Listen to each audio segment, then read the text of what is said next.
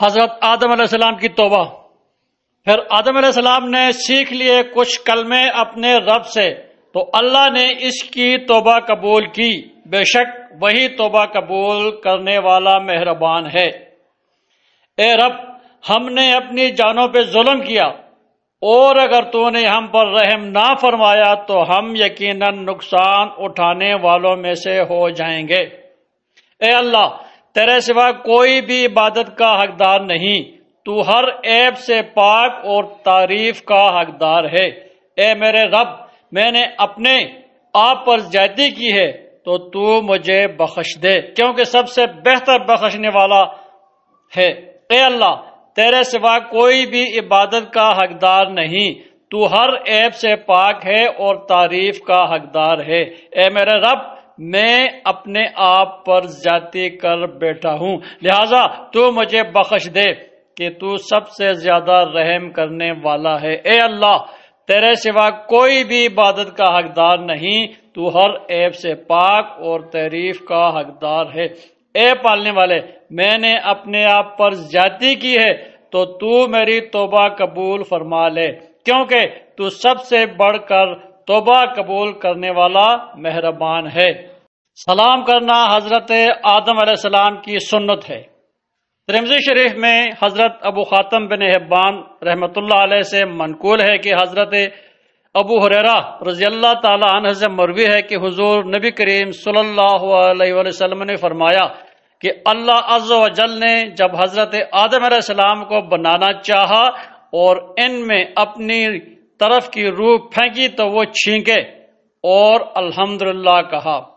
آپ علیہ السلام نے اللہ عز و جل کی ثنا اس کی حکم سے کی تھی، جس پر اللہ عز و جل نے ان سے کہا، یرحمک ربک، تمہارا پروردگار تم پر رحم کرے۔ پھر اللہ عز و جل نے فرمایا، اے آدم، ان فرشتوں کی طرف جاؤ جو گروہ کی شکل میں بیٹھے تھے، اور ان سے سلام کہو۔ حضرت آدم علیہ السلام نے ان سے السلام علیکم کہا، جس پر انہوں نے کہا، وعلیکم السلام ورحمۃ اللہ وبرکاتہ۔ پھر حضرت آدم علیہ السلام کی جانب لوٹے تو اللہ عز و جل نے فرمایا، یہ تمہارا اور باہمی طور پر تمہاری اولاد کا سلام ہوگا۔ پھر اللہ عز و جل نے دونوں ہتھیلیاں بند کرتے ہوئے فرمایا، ان میں سے جسے دیکھنا چاہو دیکھ لو۔ حضرت آدم علیہ السلام نے کہا، میں اپنے پروردگار کا دایاں ہاتھ دیکھوں گا، اگرچہ میرے پروردگار کے دونوں ہاتھ مبارک ہیں۔ پھر اللہ عز و جل نے اسے کھولا تو اس میں سے حضرت آدم علیہ السلام اور ان کی اولاد دکھائی دے رہی تھی۔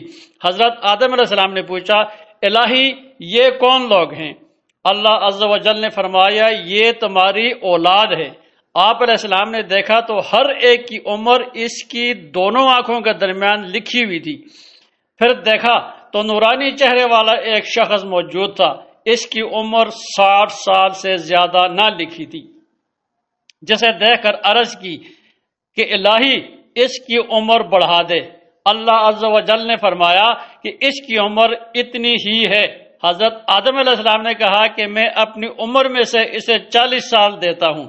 اللہ عز و جل نے فرمایا، تمہاری مرضی، اور اب تم جنت میں رہو گے۔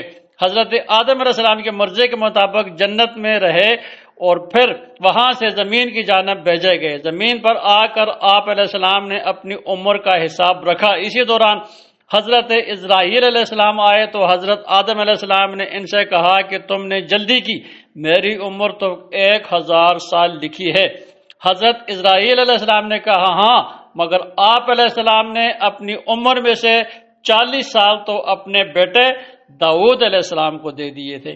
اس پر حضرت آدم علیہ السلام نے جھگڑا کیا، چنانچہ آپ علیہ السلام کی اولاد بھی جھگڑالو ہوئی۔ آپ علیہ السلام بولے بھی تھے، اس وجہ سے آپ علیہ السلام کی اولاد بھی بولنے لگی۔ یہی وجہ ہے کہ اس دن سے اللہ عز و جل نے حکم دیا کہ معاملات کو لکھ کر ان پر گواہی ڈالا کرو۔ حضرت آدم علیہ السلام کا پہلا کھانا اور پہلا لباس۔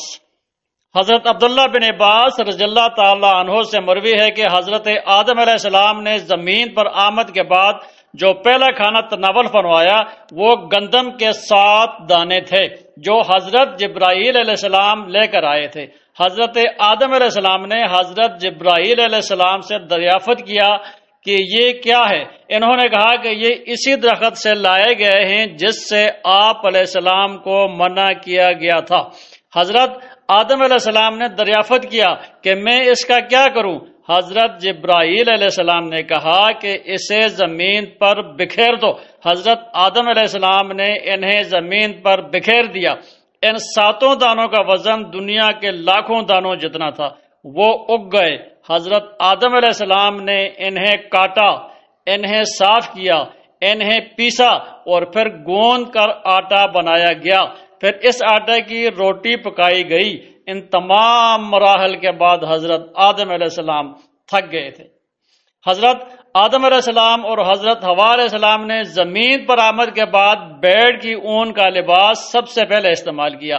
حضرت آدم علیہ السلام نے اسے مونڈ کر کاٹ لیا، پھر اس سے اپنے لیے جبہ بنایا اور حضرت حوا علیہ السلام کے لیے اوڑھنی اور قمیص بنائی۔